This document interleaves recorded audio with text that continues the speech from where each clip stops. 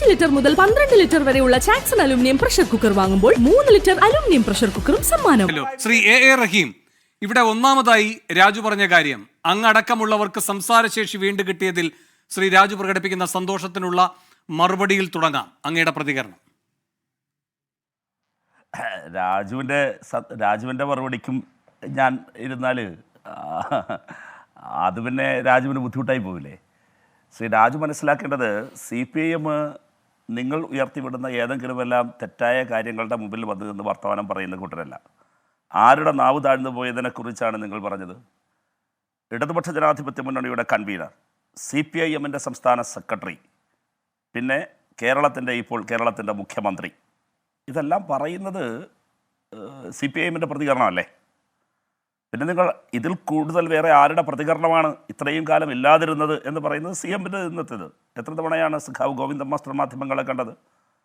എത്ര തവണയാണ് ഇത് സംബന്ധിച്ച് TP രാമകൃഷ്ണൻ LDFൻ്റെ കൺവീനർ മാധ്യമങ്ങളോട് സംസാരിച്ചത്? അപ്പോൾ എന്ത് നോക്കിയിട്ടാണ് അങ്ങ് പറഞ്ഞത്? പക്ഷേ നിങ്ങളാരും ചിത്രത്തിലില്ലായിരുന്ന കുറേ ദിവസം ഉണ്ടായിരുന്നു. മോൺസൺ മാവുങ്ങളുടെ വീട്ടിൽ നിന്ന് നിങ്ങളുടെ KPC പ്രസിഡൻറ്റിൻ്റെ കഥ എല്ലാം പിടിച്ചല്ലോ. അതിൻ്റെ കഥകൾ ഇങ്ങോട്ട് വന്നപ്പോൾ രാജു പി നായർ എവിടെ പോയിരുന്നു? ഉത്തരം മുട്ടിപ്പോയി വാക്കുകൾ മിണ്ടാതിരുന്നത് മറ്റേ KPCC ആഫീസ് നീല ടാർപ്പ കെട്ടിയ കുറേ ചുവന്ന കസേര വർക്കിയിട്ട ഈ മരണ വീട് പോലെ ആയിപ്പോയത് അന്നായിരുന്നു കേട്ടോ. അപ്പോൾ മലർന്ന് കിടന്ന് തുപ്പാനൊന്നും രാജു നിൽക്കണ്ട. രാജു ഇതിൽ രാഷ്ട്രീയം എന്തെങ്കിലും ഉണ്ടെങ്കിൽ രാജുവിന് അഭിപ്രായം പറ, അതായിരിക്കും രാജുവിന് നല്ലത്. അപ്പോൾ രാജുവിന് അത്രമാത്രമേ പറഞ്ഞ് അവസാനിപ്പിക്കാനുള്ളൂ. വേണുവിന് എന്തെങ്കിലും സംസാരിക്കാനുണ്ടെങ്കിൽ ചോദിച്ചോളൂ, ഞാൻ പറയാം. ഇവിടെ ഇപ്പോൾ മുഖ്യമന്ത്രി പിണറായി വിജയൻ ഈ ADGPയുമായി ബന്ധപ്പെട്ട ഈ കൂടിക്കാഴ്ച വിവാദത്തിൽ എടുത്തിരിക്കുന്ന നിലപാട് എന്താണ്? അതൊരു രാഷ്ട്രീയ കൂടിക്കാഴ്ചയായിരുന്നില്ല എന്ന് അദ്ദേഹം വ്യക്തമാക്കുന്നു. എന്ന് വെച്ചാൽ അദ്ദേഹത്തിന്റെ ഏതെങ്കിലും ഒരു രാഷ്ട്രീയ ദൗത്യം ADGP നിർവഹിച്ചു എന്നത് പിണറായി വിജയൻ നിഷേധിക്കുന്നുണ്ട്. അങ്ങനെ നിഷേധിച്ചാൽ തീരുന്നതല്ല ADGPയുമായി ബന്ധപ്പെട്ടിരിക്കുന്ന സംശയങ്ങൾ. അപ്പോൾ ആ ബാക്കി ഭാഗം കിടക്കുന്നുണ്ട്. അതൊരു DGP അല്ല പൊളിറ്റിക്കൽ സർട്ടിഫിക്കേഷൻ കൊടുക്കേണ്ടത് ADGPക്ക് അല്ലേ ശ്രീ റഹീം?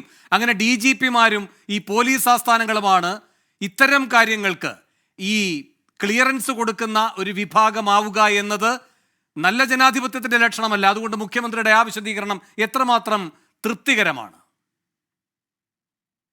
അങ്ങനെയോട് ഞാൻ പറയാം. ഈ പൊളിറ്റിക്കൽ സർട്ടിഫിക്കേഷൻ എന്ന് പറയുന്നത് കേരളത്തിൻ്റെ മുഖ്യമന്ത്രി പ്രവർത്തിക്കുന്നത് പാർട്ടി പരിപാടിയുടെയും ഭരണഘടനയുടെയും വെളിച്ചത്തിലല്ല, ഒരിക്കലും ആവുകയും വരുത്.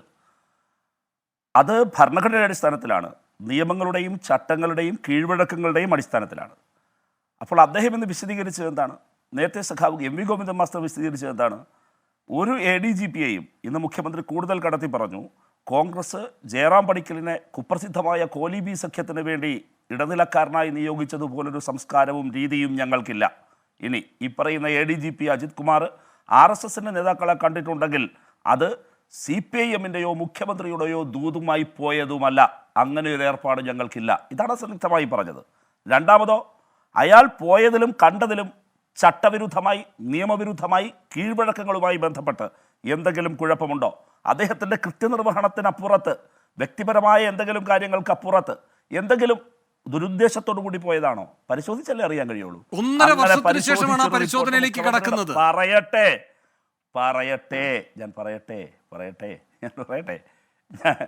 എന്നെ പറയാൻ അനുവദിക്കണം, വ്യക്തത അനുവദിക്കണം. ഈ പാനൽ തന്നെ ഇംബാലൻസ്ഡ് ആണ്. അത് അങ്ങും കുറ്റസമ്മതം മൂളും എന്നാണ് ഞാൻ കരുതുന്നത്. അതുകൊണ്ട് ആ മാന്യതയുണ്ടാകണം. എന്താ പ്രശ്നം?